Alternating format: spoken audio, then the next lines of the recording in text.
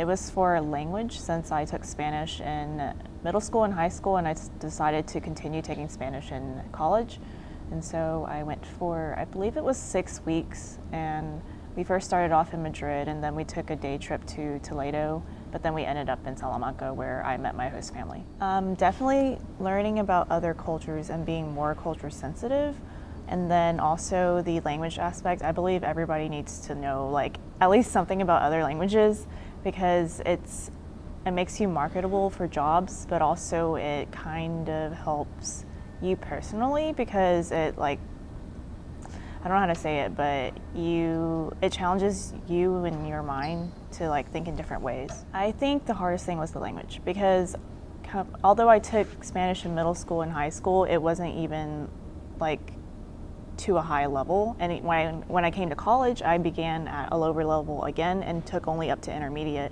So although they say that intermediate is the level that you can be at before you go, I felt that I wasn't ready, and there were a lot of things I had to get used to, because here we learn like Latin American Spanish, and the accent's totally different from Spain Spanish. So when you go over there, it's the accent, you have to get used to that before you can understand the words and like pick up what they're trying to say.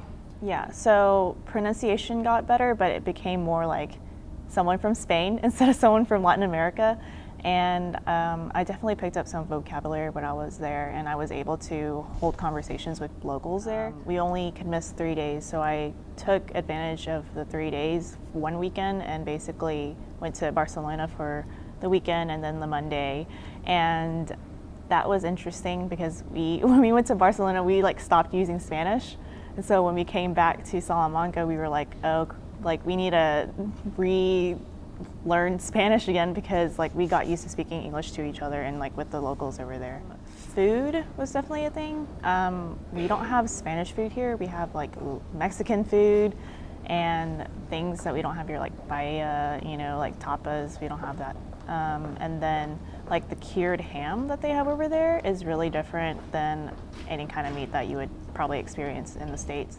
There was some kind of bachelorette group thing that the Spanish people do, where they go around in different cities, and like there's a bride and obviously a party of people, and they dress up.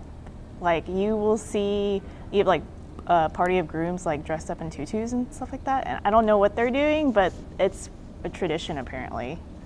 In Salamanca, it's really known for a place that a lot of international students come to speak, or to learn Spanish rather. And so rather than me being friends with a lot of the local like teenagers or people my age over there, I became friends with more of the international students, since they were in my classes, and we went to like do events and travel with each other. I think studying abroad now is the best thing, because as a college student, you don't have as many responsibilities as you would in the future.